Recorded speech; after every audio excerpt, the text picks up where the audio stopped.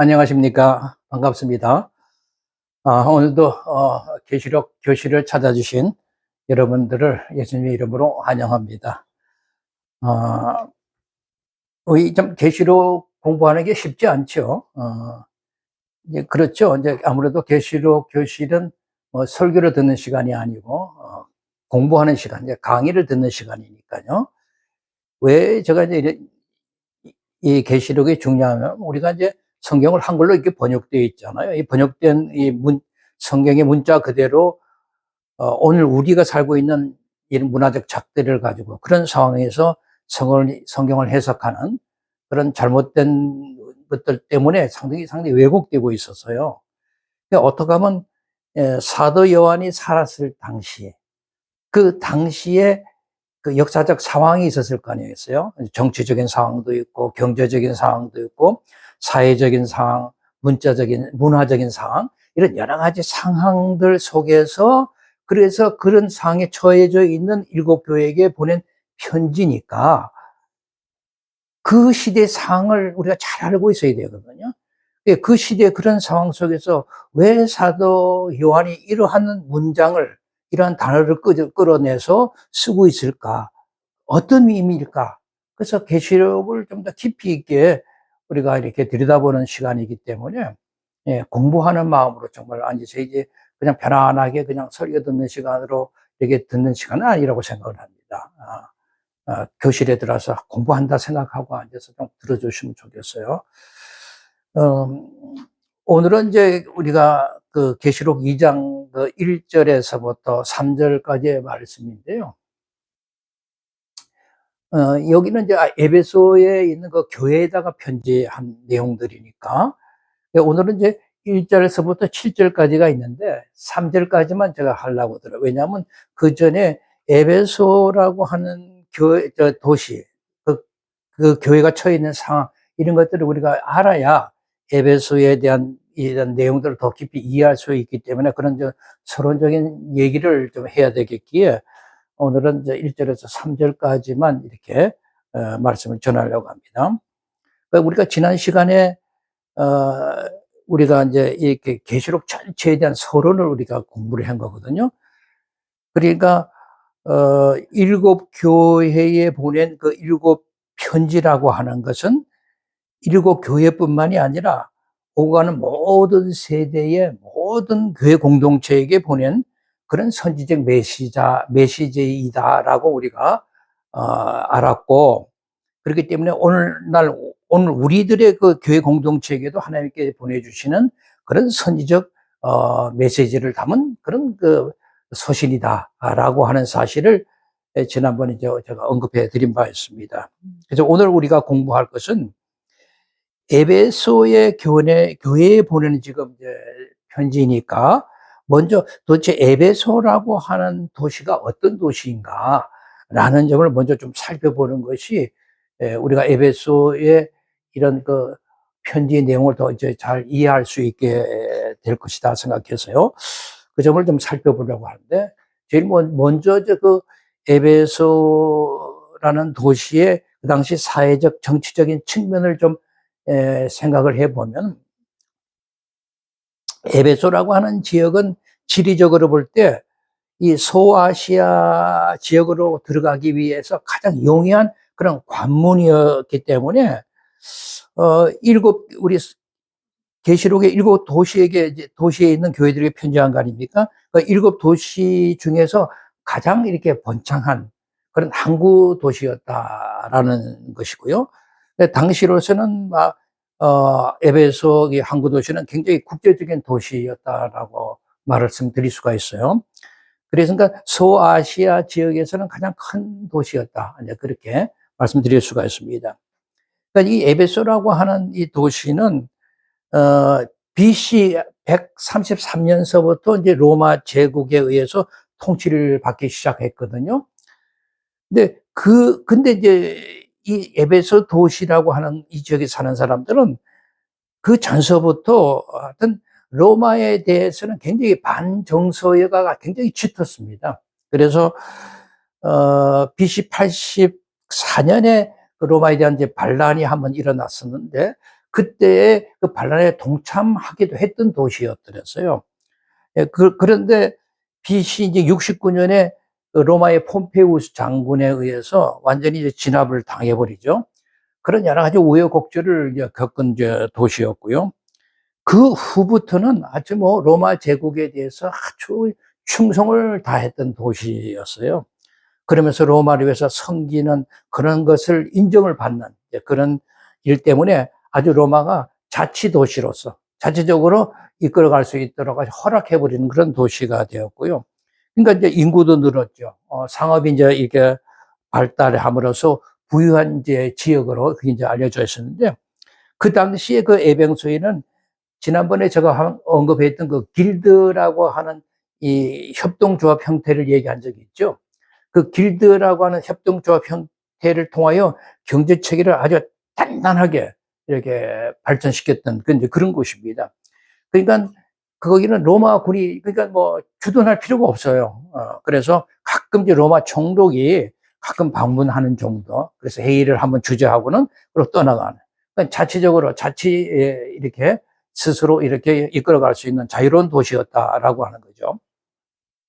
그렇지만 이 에베소에 있는 우리 교회 공동체 입장에서는 그렇지 않죠. 왜냐하면 그 당시 이제 황제 숭배를 하고 있었으니까 황제 숭배를 이제 이들이 만약에 이렇게 동참을 했으면은 살기 편하죠. 그러나 그리스도인들은 황제 숭배를 할 수가 없잖아요. 그걸 거절했단 말이죠. 그래서 남들은 자유로움을 누릴지 몰라도 그리스도인은 자유로움을 누릴 수 없었다라고 하는 사실을 우리가 먼저 이해했으면 좋겠어요. 그 다음에 이제 그 당시 이제 이 에베소 도시의 어떤 종교적인 측면을 한번 생각해 보자고요. 이제 에베소라고 하는 도시는 BC 6세기 때 벌써 이미 고대 리디아 시대 때의 마지막 그때 왕이었던 크레이소스라고 하는 왕이 에베소를 쳐들어와서 점령을 했거든요. 그래서 이제 그 점령하고 나서 에베소에다가 자기들이 늘 숭배하던 그 신전을 거기다 딱 지어 놓은 거죠. 그래서 그 도시 전체가 신전 중심의 도시로 아주 재편이 되어 버렸어요. 그래서 굉장히 종교적인 색채가 아주 강하게 된 그런 이제 도시였었죠. 종교적으로 볼 때는. 특히 이제 우리가 주목해서 생각해 볼 수 있는 것은 그 도시에 우리가 그 풍요의 여신이라고 할 때는 그 누구냐면 아데미거든요. 그 아데미 신전을 거기다 이렇게 지어 놓은 거죠. 그 아데미 신전을 이렇게 지어 놓고 쭉 이제 세월이 흐른 다음에 로마가 이제 에베소를 점령하고 난 다음에 그 다음에 그 아데미 신전을 어떻게 사용했냐면, 여러분 우리가 잘 아는 옥타비아누스, 줄리어스 시자의 양자였던 옥타비아누스, 그 사람을 우리가 황제가 되고 나면 아우구스투스라고 그러죠. 그 시대 때 그 황제를 숭배하는 장소로 여기를 이제 그 신전을 이제 사용하기도 했었습니다. 그리고 그 후에 그 우리 예루살렘을 멸망시킨 장군이 그 티토스 장군인데, 티토스 장군이 그리고 그에 이제 고향 다시 로마로 돌아가서 이제 황제로 이제 등극을 하는데, 그 티토스의 그 동생이 누구냐면 도미티안 황제입니다. 그러니까 티토스가 떠나고 난 다음에 그 동생이 다시 이어받았는데, 그 도미티아누스 황제 때는 그 에베소에다가 자신을 숭배하는 또 다른 신전을 거기다 또 이렇게 세워지는 그런 좀 악행을 저지르기도 했죠. 이제 그런데 그러한 것이 세워졌다라고 하는 것은 오히려 우상 숭배가 아주 그냥 그 도시에 아주 그냥 오히려 역으로는 경제적인 풍요를 가져다 준 겁니다. 그 당시 종교적으로 우상 숭배하는 공동체는 항상 경제적인 부를 추구하는 공동체와 항상 연결이 되어 있다는 것을 지난번에 제가 길드 조직을 얘기할 때 말씀을 드렸지 않습니까? 그러니까 그 우상 숭배라고 하는 것은 오히려 경제적 풍요를 가져다 주는 그런 이유가 되기 때문에 여러 경제 주체들이 어떻게 신전 중심으로 활동을 했단 말이죠. 그러면 이제 로마 황제는 기쁘죠. 자기를 숭배하는 행위를 하니까. 근데 뒤에서 뒷배가 되어져서 밀어줬겠죠. 이처럼 종교와 경제는 항상 밀접한 관계가 있었다라고 하는 시대입니다. 지금하고는 전혀 다르죠. 그 다음에 이제 선교적인 측면을 보면은, 사도 요한이 왜 에베소 교회를 7 교회 중에 제일 먼저 그 시작의 대상으로 이렇게 삼았을까? 그것은 선교적인 관점에서 보면 아마도 선교 사역 초기 때에 에베소 이 교회는 이방인들 가운데 아주 선도적인 역할을 이렇게 했던 그런 도시였고, 또 지리적인 관점으로 봐도 에베소는 그 소아시아 지역으로 들어가는 첫 관문이기 때문에 아마 이제 사도 요한도 편지를 할 때 본인 자신도 에베소 교회에서 활동을 하셨고, 그래서 에베소 교회를 첫 대상으로 삼고 편지에 제일 먼저 이렇게 등장시킨 거라고 생각을 해요. 그래서 이 에베소라고 하는 것은 사도 요한뿐만이 아니라 그 전에 이미 사도 바울이 선교하고 굉장히 밀접한 관계를 가지고 있었죠. 사도 요한은 이 편지를 쓸 때가 90년도되고 사도 바울은 선교 여행이 이제 50년, 60년 대 이런 때 그 선교 여행을 하니까 훨씬 그 전의 얘기죠. 그러니까 바울이 이 에베소를 중심으로 선교를 많이 했어요. 그러니까 바울이 이제 2차 전도 여행 때 마지막에도 항상 보면 이 도시를, 에베소를 이렇게 방문하는 그런 내용이 사도행전 18장에도 나오고, 그때 이제 한 3개월 머물렀다가 다시 53년경에 다시 이제 에베소를 돌아와서 그때는 2년 이상 그렇게 체류하면서 그 에베소 교회 성도들에게 말씀 이제 가르쳤던 이제 그런 곳입니다. 그러니까 바울은 항상 이 에베소 교회를 자기의 그 아시아의 다른 여러 곳에 이제 선교하는데, 말하자면 선교의 전략의 여충지로 삼고서 그렇게 이제 활동한 곳이기도 했어요. 그러니까 사도 바울이 이렇게 했던 곳이 나중에 사도 요한이 그곳에서 활동하면서 지금 오늘 이렇게 편지를 보내는 내용을 우리가 이제 보게 되는 것입니다. 지금까지 에베소라고 하는 도시가 어떤 도시였는지에 대해서 잠시 이제 살펴보았는데요. 이제부터 이제 1절에서부터 이렇게 3절까지 내용을 한번 이제 들여다 보겠습니다. 우리 여러분들이 이제 계시록 2장 1절을 한번 좀 펴놔 주실래요? 펴놔 주시면은 계시록 2장 1절을 이렇게 펴서 한번 이렇게 따라와 주십시오. 여기 보면 에베소에 있는 교회 천사에게 쓰라 이렇게 되어 있죠. 여러분 성경을 봐 주십시오. 자, 그리고 그가 이같이 말씀하신다는 이제 제가 생략을 했고, 그 다음에 그의 오른손에 7뼈를 붙잡는 이 7금초대 가운데 다시는 이가, 이게 이제 1절이고요. 2절은 뭐냐면 내가 알고 있다. 그러니까 예수님이 알고 있다는 거죠. 너의 행위들을 뺐어요. 너의 행위들, 그게 어떤 거냐면 너의 수고와 인내를, 그런 뜻이고요. 인내를, 그리고 곧 네가 악한 자들을 견딜 수 없었던 것들, 이렇게 되어 있고요. 그리고 자기 자신을 사도라 하는 자들을 시험하여, 그 다음에 그들은 아니다, 그들은 아니야, 그러면서 거짓되다라는 것을 찾아낸 것. 이렇게 이제 2절이 되면 3절은 그리고 내가 인내를 가지고 그리고 나의 이름을 위하여 견디고 피곤해하지 아니한 것을, 이렇게 됩니다. 여기 이제 1절에 보면은 에베소에 있는 교회의 천사에게 쓰라 이렇게 되어 있죠. 근데 우리 성경에는 에베소 교회 그렇게 되어 있고요. 그죠? 그 원문 헬라어는 제가 이렇게 좀 써놨는데요. 이거 보면 패스 엔 에페소 에클레시아스 이렇게 되어 있어요. 그러니까 에베소 교회에 있는 그런 뜻이 됩니다. 그러니까 에베소 교회, 이게 아니라 에베소에 있는 교회, 이렇게 번역이 되는 것입니다.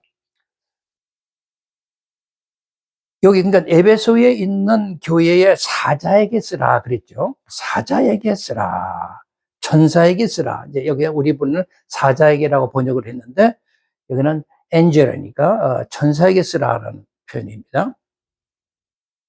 지난번에도 제가 이제 우리 한글에는 사자지만 이게 이제 천사라는 것을 이미 말씀을 드렸고, 그 천사가 가지고 있는 의미가 뭔지도 한번 설명을 드린 적이 있죠. 그 사자에게 쓰라는 거예요. 교회에 천사에게 쓰라 이렇게 되는 것입니다. 여기 이제 쓰라고 하는 것은 명령형이죠. 이렇게 그래 써라 이렇게 명령을 하고 있습니다. 그리고 그 편지를 받는 대상을 에베소는 교회 성도이게 아니라 그 교회 천사에게 이렇게 표현을 한단 말이죠. 그건 좀 특이한 표현입니다. 그죠? 제가 이제 지난번에 계시록 1장 20절을 공부할 때 이것을 논의한 바가 있는데, 이게 항상 천사를 등장시키는 이유가 있죠. 이 천사를 등장시키는 것은 이 지상에 있는, 이 땅에 있는 그 에베소 교회에 대한 천상적 대응체다라고 하는 것을 말씀드렸죠. 그러니까 이처럼 천사를 등장시키는 것은 이 지상에 있는 이 교회가 천상적 대응체로서 존재한다는 것을 나타냄으로써 하늘에 존재하는 천사, 그 다음에 이 땅에 존재하는 교회 사이에 밀접한 관계가 있다는 사실을 항상 이렇게 붙들어 놓고 우리를 이끌고 가고 있는 거죠. 그러니까 성경이라고 하는 그 예설은 어떤 통합적인 세계가 가지고 있는 하늘과 땅을 분리시키는, 이 교회에서는 전부 다 하늘과 땅을 분리시켜서 땅은 가치 없고 빨리 떠나야 할 곳으로, 그래서 저 위에 하늘은 귀하고 우리가 빨리 돌아가야 할 곳으로 생각하는 그런 이기주의가 이렇게 만연을 했대요. 그런 것이 아니라 이 하늘에 있는 존재와 이 땅의 존재가 하나로 밀접하게 관계를 가지고 있다는 것을 통해서 통합적인 세계관이 여기서도 이제 보여주고 있다는 것을 알 수가 있습니다. 근데 사도에 이러한 설정을 한 것이 이제 참으로 저는 고맙게 생각을 해요. 그래서 천사와 에베소 교회를 동일시함으로써 그 에베소 교회 공동체는 이 땅에 있더라도 저 천상적인 공동체라는 사실을 확증해 주는 목적을 하는 거예요. 그러니까 그 당시 고통받는 그런 에베소 교회들의 입장에서는 우리가 이 땅에서 고통을 받았지만 우리는 천상적 공동체야. 그렇게 마음을 이렇게 다짐을 담으면 그걸 견뎌낼 수 있지 않겠어요? 그러니까 표면적으로는 하여튼 예수님이 주시는 이 선지적 메시지가 교회의 천상적 대응체인 천사에게 이제 보는 것처럼 이렇게 보이지만 실제적으로는 누구에게 보내는 것이다? 에베소 교회 공동체 성도들에게 이렇게 보내는 것이다 라고 하는 것을 우리가 알 수가 있는 겁니다. 그 다음에 이제 제가 살펴볼 것은 일곱 뼈를 붙잡는 이, 일곱 금초대 가운데 다시니. 여기 이제 중요한 단어들이 이제 일곱이라는 거, 일곱 별, 예, 또 일곱 금초대, 일곱이라는 단어가 나왔죠. 그러니까 왜 일곱이라는 단어를 이렇게 요한계시록에서 요한은 그렇게 쓰고 있을까? 이 메시지에 대해서는 제가 이미 지난 그 15번 15회 때 제가 이제 설명을 다 한 것이라, 계시록 이제 1장 12절과 13절인가 16절에서 이미 이것은 언급했던 내용이거든요. 근데 이제 우리가 여기서 생각해 볼 수 있는 것은 에베소에 있는 교회에게 보낸 이 메시지가 일곱 별이나 일곱 금초대라는 표현을 통해서 우리가 딱 느껴오는 것은 일곱이라는 교회, 그러니까 일곱이라는 숫자, 이것이 가슴에 탁 닿잖아요. 그렇게 하니까 에베소에 있는 교회에 보내는 이것은 메시지인데 일곱이라는 그런 그 숫자를 통해서 그 당시 나머지 6교회에게도 함께 읽으라고 보낸 편지구나라는 사실을 우리가 알 수가 있는 거죠. 이것이 에베소에 보내는 편지니까 에베소 교회만 읽어 이런 뜻이 아니고 나머지 모든 교회들이 동동적으로 서로 나누면서 순환하면서 이렇게 해서 읽어야 돼 이런 의미를 가지고 있다라고 하는 것입니다. 그리고 이제 거기 보면은 특별히 그 가운데 일곱 금조대를 어떻게 한다? 다니시는 이, 또는 우리 한글에는 거니시는 이렇게 표현도 되고, 다니신다, 거니신다 똑같은 말이니까요. 다니시는 이, 이런 표현이 있는데, 다니신다. 이 다니시는 것은, 페리파톤인데요. 이 페리파톤이라고 하는 단어는 이제, 이 페리파, 톤이라고 하는 단어인데, 이게 이제 영어로 번역하면 워킹입니다. 워킹. 거니시는 거죠, 이렇게. 이 페리파톤이라는 단어를 쓰고 있어요. 거닌다, 이게 다니신다, 이래 할 때. 여러분, 다니신다라고 할 때, 예수님이 일곱 금초대 가운데 다니신다? 어떤 것이 상상이 옵니까? 우리가 처음에 창세기에서 보면 창세기 3장에서 하나님이 에덴 동산을 딱 이렇게 동산을 창설하시고 거기 이렇게 다니셔요. 예. 그런 그 말씀과 그런 내용과 이렇게 연상이 되잖아요. 그죠? 연결이 되잖아요.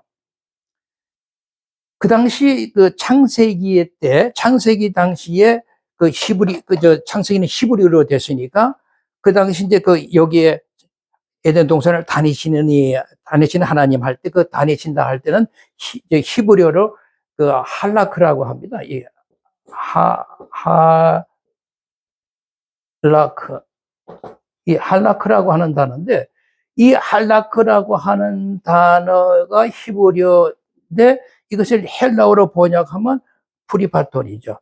이제 이것은, 원형은 프리파토스인데, 이제 여기서는 워크로 쓰는 게 아니라 워킹이라고 현재 진행형으로 쓰기 때문에 프리파톤이라고 이렇게 해서, 근데 똑같은 말이에요. 그러니까 할라크라고 하는 히브리어와 페리파톤이라고 하는 건 같은 의미를 가지고 있어요. 워크, 다니신다는 그런 의미를 쓰고 있다고요. 그래서, 근데 이제 제가 이제 놀란 것은 이 이 페리파톤이라고 하는 이 단어를 이렇게 이제 제가 성경을 읽다 보니까 이 다닌다라고 하는 의미를 가지고 있기보다는 오히려 주로 하나님이 임재하여 당신의 백성들과 함께 생활한다는 의미로 많이 사용되고 있는 단어들이라는 겁니다. 그래서 사도 바울의 경우에 이 페리파테온이라고 하는 이 단어를 굉장히 많이 사용을 하는데, 그것을 어떻게 사용했냐면 그냥 다닌다는 의미로 사용이 아니라 하나님께서 임재해서 함께 우리와 생활한다는 의미로 이 단어를 지금 쓰고 있더라고요. 그러니까 로마서 6장 4절이나 로마서 8장 4절, 고린도서 5장 7절, 갈라디아서 5장 16절, 에베소 4장 1등 등 이런 데서 이 파리파테오 이런 단어를 쓰고 있거든요. 그것은 임재하여 함께 생활한다. 주님이 함께 생활한다. 그런 의미로 이제 사도 바울이 이제 글을 쓰고 있더라고요. 그러니까 창세기 3장에 에덴 동산을 거니시는 그 하나님은 바로 계시록 2장 1절에서는 이 교회 공동체, 이 금초 때는 교회 공동체를 상징하거든요. 이 교회 공동체를 이렇게 다니시는 그런 예수님. 이렇게 다 어떻게 연결이 안 됩니까? 그대로 연결이 되죠. 하나님이 거니시는 거, 예수님이 거니신 거, 이것이 창세기와 계시록 2장 1장과 딱 연결이 되면서 그 평행 관계를 이루면서 우리에게 무엇을 보여주는 거예요? 일곱 금초대가 상징하고 있는 그런 예수님의 교회 공동체라고 하는 것은 하나님이 거니시는 에덴의 공동체와 동일하게 보고 있구나, 사도 요한은. 사도 요한이 그러니까 우리 교회 공동체를 볼 때 벌써 창세기에서 보여진 하나님의 그 아담과 함께 하셨던 그 에덴 공동체를 이게 상상하면서 이런 편지를 쓰고 있다는 것을 우리가 이제 알 수 있게 됩니다. 그러니까, 일곱 금초대라는 것이 항상, 뭘 상징하면 예수님의 교회 공동체를 상징한다면 이것은 항상 뭘 생각하시냐면은, 예전에 창세기 때 하나님이 다니셨던 에덴 공동체와 이렇게 동일하게 생각하면서 우리가 이 내용을 읽어야 되겠구나. 이것을 여러분 꼭 기억해 주시면 좋겠어요. 이게 성경이 보면요. 구약에 레위기 이제 26장 11절에 12절에 보면 그 당시 이제 여호와 하나님이 이스라엘 백성 가운데 이렇게 다니시는 모습을 이렇게 우리가 보여주는데 그런 내용과 다 일치합니다. 레위기 26장 11절에서 12절에 보면 내가 내 성막 중에 성막을 너희 중에 세우리니 내 마음이 너희를 싫어하지 않을 것이며 나는 너희 중에 행하여 너희 하나님이고 너희는 내 백성이 될 것이다. 이렇게 써요. 여기 행하여라고 하는 이 말, 행하다라는 것은 지금 말하자면 이 히브리어 할라크를 쓰고 있어요. 이 레이기에서 이 할라크, 다내신다는 말이죠. 그러니까 창세기 3장 8절에 하나님이 에덴 동산을 거니시는 그 단어, 헬라어와 똑같은 단어를 좀 쓰고 있단 말이죠. 그러니까 행하여 이렇게 이제 쓰고 있는 거죠. 그러니까 하나님이 에덴 동산을 다니신다라는 의미는 하나님이 지금 이제는 성막을 통하여, 성막을 지어놓고 성막을 통하여 다니신다. 성막에 내가 임재하여 너희들과 함께 있겠다. 이런 의미를 지금 보여주고 있는 거죠. 그래서 레위기 26장 11절에 성막을 건축하는 내용하고, 그 다음에 12절에 너희 중에 내가 그 성막에서 내가 다니겠다. 성막에 너희가 함께 거하겠다. 이런 그 의지를 보여주는 것하고, 이런 것들이 다 보면은 에덴적 상을 계속 이렇게 재현되게 이렇게 글들을 쓰고 있다는 사실을 이제 우리가 발견하게 됩니다. 그러니까 이 상의 내용들을 좀 정리해 보면은 계시록 2장 1절에 오른손에 7뼈를 붙잡고 있느니 또 7 금축대 가운데 거니시는 이가 되시는 바로 그 예수님은 마치 하나님이 에덴 동산이나 또는 성막에 임재하는 모습과 같이 이 교회 공동체에도 임재하셔가지고 함께 하시면서 교회 머리로서 통치하시는 분으로 나타내고자 하는 거죠. 이러한 예수님에 대한 묘사는 정말 에베소에 있는 교회의 처한 그런 여러 가지 어려운 상황과 밀접하게 이제 관련이 되어 있음을 우리가 보게 되는데, 여기에 대한 설명은 앞으로 계속 하게 될 것이고요.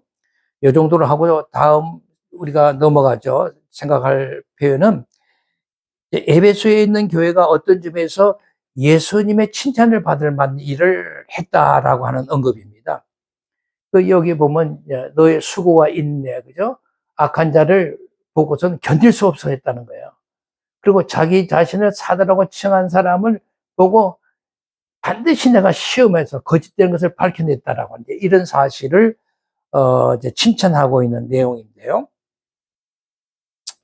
우리 이걸 통해서 우리는 에베소에 있는 교회의 성도들은 그들이 겪고 있는 그런 힘든 어려운 상황, 겪는 여러 가지 수고 속에서도 절대로 피곤하지 않다.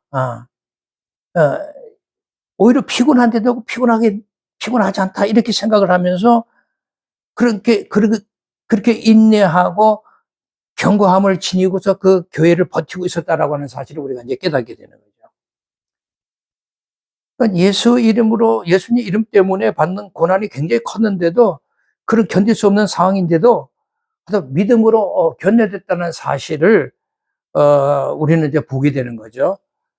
그러니까 우리가 에베소 교회를 이렇게 보면서도 그들이 처한 상황을 눈앞에 한번 이렇게 그려보시면 좋겠어요. 로마 제국의 핍박이 크게 있었잖아요. 그리고 동족인 유대인들과의 갈등은 뭐 말할 수 없었고, 그들은 계속 교회 공동체를 이제 고발을 하고 있었으니까요. 그리고 이제 주변으로부터 오는 뭐 곱지 않은 그런 시선들, 막 그런 것들이 계속 여러분 한번 묶어서 오버랩 시켜보세요. 이제 가슴이 찡해 오는 걸 느끼게 될 거예요. 근데 이제 문제는 참 다양한 것은, 정말 위로가 되는 것은 뭐냐. 그러한 모든 사실을, 그런 어렵고 고통스러운 사실을 주님이 모르는 참 문제가 되는데, 내가 잘 알고 있다는 거예요. 알고 있다.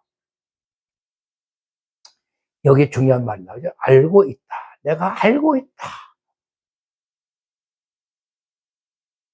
참, 주님이 그 교회들의 그 어려운 상황을 모르고 계신다. 그러면 그 고통이 무슨 의미가 있겠어요?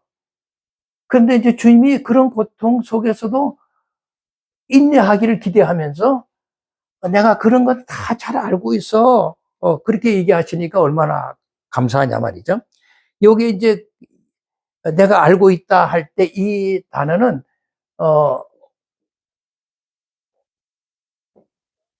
오이다를 씁니다. 이렇게 오이다.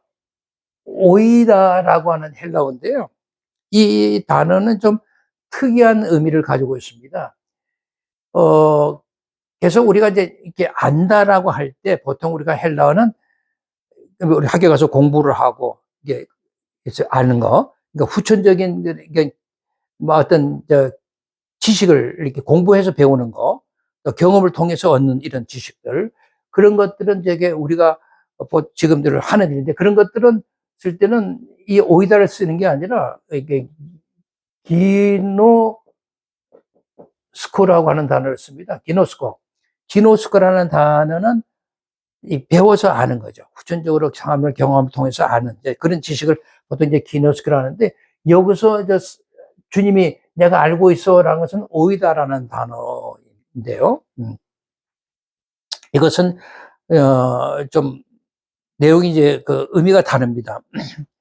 그러니까 오이다라고 하는 의미는 이미 내가 다 알고 있다, 깨닫고 인식하고 있고 깨닫고 있다. 그러니까 예수님이 그런 것들을 다 충분하게 다 완전히 그것을 알고 있다. 완전한 지식을 말할 때 쓰는 것입니다. 그러니까 에베소에 있는 교회에 이렇게 다니시는 주님은, 예수님은 에베소에 있는 교회에 대한 모든 것을 완전하게 알고 있다. 완전한 지식을 가지고 있다. 이런 뜻이 되는 거죠. 그러니까 이런 단어를 쓸 때는, 예수님께서 에베소 교회 성도들에게 칭찬받을 만한 것이 정확하게 이렇게 인식하고 계시는구나 라고 하는 거죠. 그래서 오이다라는 이 알다라는 단어를 이게 사용을 하고 있는데, 이것은 물론 에베소 교회뿐만이 아니라 나머지 6교회에게도 보낼 때 칭찬한 내용이 있을 때 다 이렇게 안다라는 의미로 사용되고 있고, 뭐 책망할 때도 아시니까 책망할 거거든요. 그러니까 알기 때문에 칭찬도 하시고, 아시기 때문에 이미 알고 있기 때문에 책망도 하시는데, 그렇게 이 오이다라는 단어를 이렇게 정해서 쓰고 있습니다. 근데 하여튼, 가능하면 이제 하나님, 주님이 안다라고 할 때, 칭찬할 때만 사용되면 얼마나 좋겠어요? 그죠? 작은 일이라도, 성도들이 작은 일이라도 정말 놓치지 않고 다 기억하시고 내가 알고 있어. 이런 주님의 사랑을 이렇게 느끼게 되잖아요. 근데 그 알고 있다는 것이 또 반대쪽으로 생각하면 무섭죠. 그냥 책망할 때, 책망할 때는 모르시면 책망한다 할 텐데, 알고 계시니까 책망을 하시잖아요. 그럴 때는 반드시 좀 긴장하고 좀 이렇게 두려움이 초래되죠. 그런 양면이 있어요. 그래서 주님이 알고 있다는 것은 그래 중요합니다. 알고 계신다는 것은 그만큼 내가 좋은 일을 조금이라도 이렇게 하면은 주님이 다 알고 계신다는 생각을 가지고 조언을 많이 하시길 바랍니다. 그다음에 이제 제가 마지막으로 이제 살펴보려고 하는 것은 자기 자신을 사도라고 하는 자들에 대한 겁니다. 예.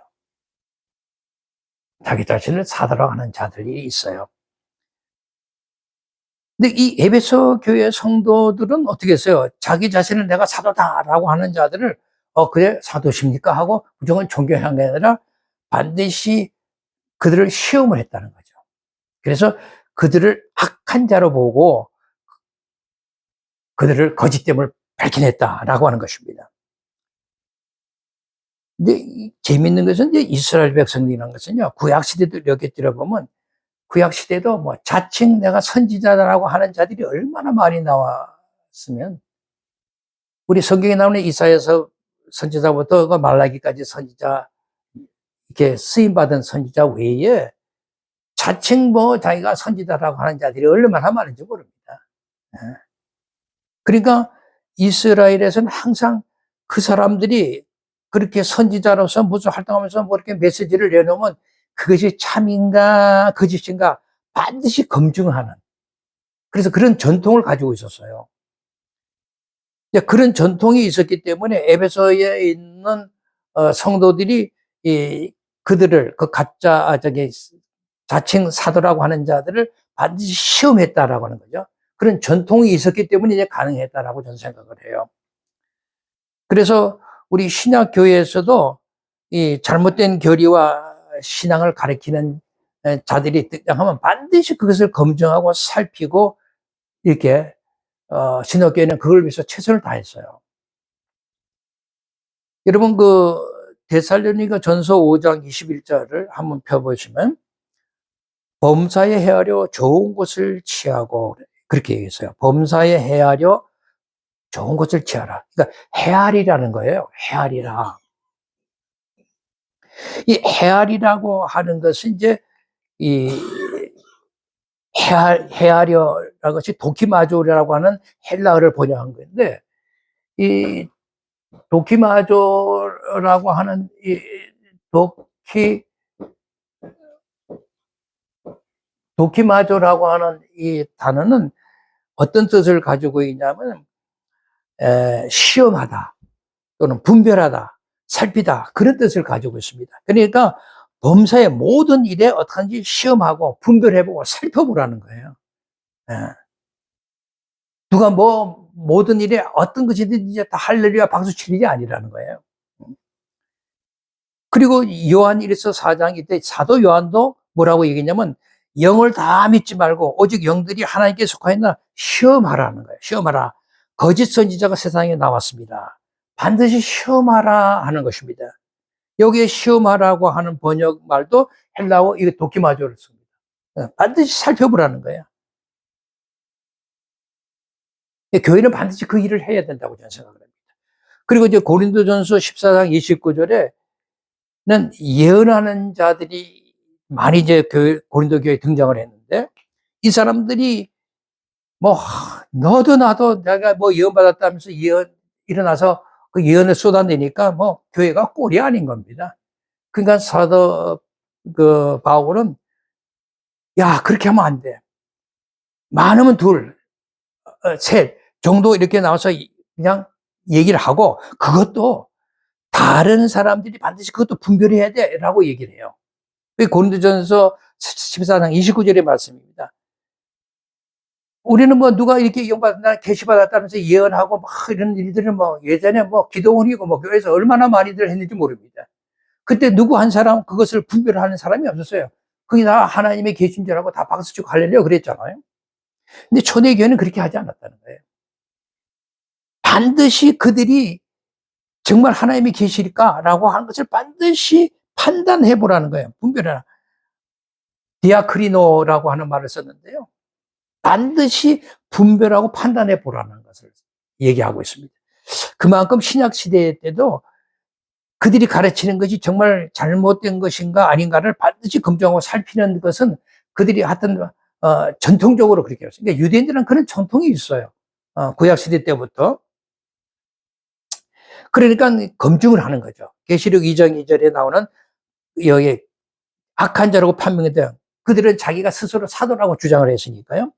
그러니까 실제로 검증을 해보니까 아니더라라는 거죠. 그래서 에베소 교회 성도들이 쫙 검증한 사항을 한번 생각해보면서 그들이 검증적으로 판명됐을 때 그들의 꼴이 어떨까 생각을 좀 생각을 해보기도 했는데요. 이처럼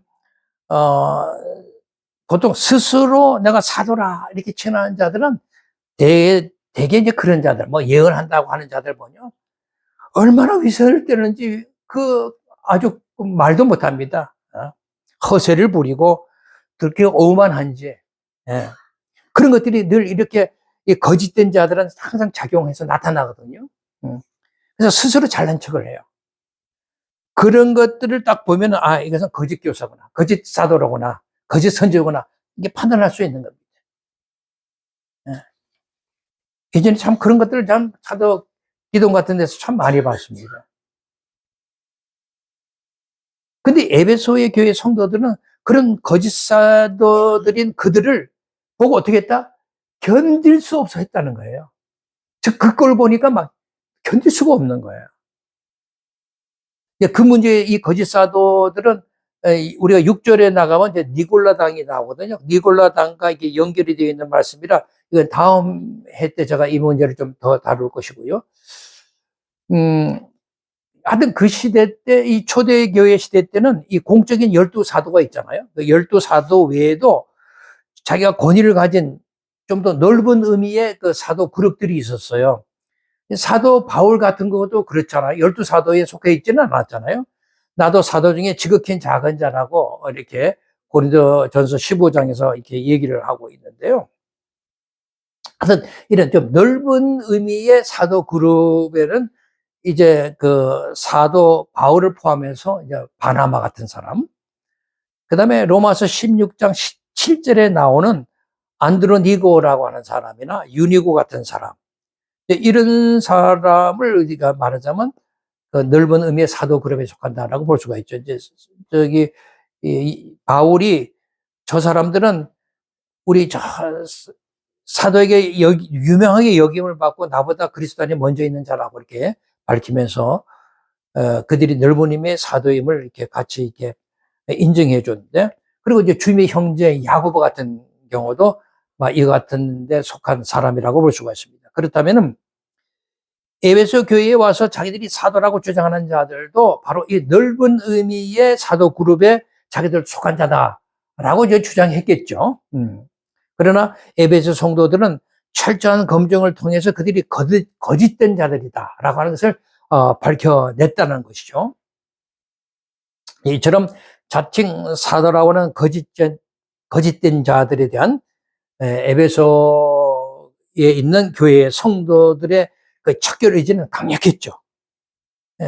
그게 강력할 수 있었던 이유도 있어요. 왜냐하면 사도 바울이 이미 그 전에 에베소에 들려서 제일 처음에 그 에베소 교회의 그 성도들에게 항상 너희들이 다음에 거짓 그런 그 교사들, 거짓 그런 선지자가 일어날 거니까, 그런 자들이 나타날 거니까 조심하라는 고면을 계속 해뒀거든요. 예컨대 이제 바울이 그 3차 여행 중에 밀라도에 있을 때 사람을 이제 에베소에 보내가지고, 다음과 같은 말로 이렇게 그들을 상기시켜 놓는데, 그게 이제 사도행전 20장 29절에서 32절에 나오는 말씀인데, 내가 떠난 후에 사나운 이리가 여러분에게 들어와서 양떼를 아끼지 아니할 거다 하는 거예요. 그러니까 자기가 떠나면 반드시 이리 같은 자, 거짓 선지자가 와서 당신들이 와서 이 교회 공동체 양떼들을 어지럽혀 놓을 거다. 그러고서 오히려 자기를 따르게 하려고 어그러진 말, 그냥 이런 말들을 계속 쏟아낼 것이다. 그런 사람 반드시 일으킬 거니까 조심하라. 내가 너희들에게 3년 동안 밤낮 쉬지 않고 눈물로 너희들을 가르친 거 있잖아. 그것을 기억해서 반드시 이겨내야 돼. 이렇게 이제 고면하는 내용이 있잖아요. 사도 바울이 왜 그렇게 이제 고면을 했느냐 하면 이제 그런 거죠. 여러분, 거리 가르침이라고 하는 것도 바울의 입장에서도 바울이 가르치던 복음이 있잖아요. 정확한 복음, 그 바른 가르침. 근데 그 바른 가르침과 유사한 점을 가지고 있을까요? 없을까요? 근데 이 거짓 가르침, 그 조심하라고 하는 내용에 있는 거짓 선지자의 가르침도 바울이 가르쳤던 바른 가르침과 유사한 점이 항상 있단 말이에요. 그러니까 면밀하게 검토하지 않으면 참과 거짓을 판명하기가 어렵게 되어 있는 거죠. 그래서 반드시 쉽지 않기 때문에 반드시 면밀하게 검토해서 이것을 정확하게 이런 판명해야 된다라고 이제 이렇게 고민을 하고 있는 것입니다. 여러분, 오늘날 이단들이 모든 것들이 다 잘못된 것만 가르칠까요? 그렇지 않다고요. 우리 전통교회가 가르치는 것과 다른 것도 다 가르쳐요. 그래서 속기 쉬운 겁니다. 그러나 결정적인 거, 결말이 전혀 다르다는 거예요. 당시 이러한 거짓 사도들의 행행이 아주 에베소 교회뿐만 아니라 다른 지역의 교회들에게도 이제 있었고, 특히 이제 고린도 교회도 특히 많이 일어났어요. 이제 고린도 교회가 가장 큰 문제가 있는 이제 교회라고 그러는데, 이 고린도 교회는요, 바울이 전한 그 복음이 있을 거 아니에요. 그런 복음을 지가 나중에 돌아가지고 그걸 비난하면서 자기들이 가르침이 옳다라고 주장하는 그런 자들이 있죠. 그들이 누구냐면 유대인 출신인 그런 출신으로서 개종한 그리스도인들이 있는데, 그러면서 자기들이 와서 자기들이 사도직을 가지고 있다라고 제가 강조를 한다든지, 자기들이 특별한 계시를 받았다든지, 뭐, 자기들은 학문경에서 주님, 뭐, 하나님을 체험했다든지, 이런 식으로 막 증거를 들이대면서 사도 바울을 이렇게, 가르침 잘못됐다라고 주장을 하기 시작한 거죠. 그래서 사도 바울이 그런 얘기를 듣고 고린도후서 11장 13절, 15절에 그러한 자들은 거짓 사도요, 속이는 일꾼이다라고 얘기해요. 그들은 그리스도의 사도를 가정하는 자들이다. 이렇게 이제 밝히고 있는 것입니다. 그러니까 사탄도 자기를 강명의 천사로 가정하니까 그런 사탄의 일꾼들도 자기를 의의 일꾼으로 가정한다. 이게 문제잖아요. 조심할 일입니다. 그러니까 이런 본문에서 우리가 이제 볼 수 있듯이 거짓 사도, 거짓 성승들은 스스로 자기들이 항상 지극히 크다라고 이제 이렇게 나타내죠. 그래서 그리스도의 사도로 뭐 광명한 천사로 의의 일꾼으로 항상 가장을 하기 때문에 분별하기가 어렵다라고 하는 것입니다. 그러니까 항상 자기를 이렇게 과장되게 드러내려고 하고 허세를 부리고 위세를 내어내고 옷도 유별하게 입고 그래서 강단에 올라오면서 옷 쫙 힘을 던지면서 탁 나와서 뭐라고 이렇게 자기 위세 떠는 그런 자들이 옛날에 참 많이 봤거든요, 저도요.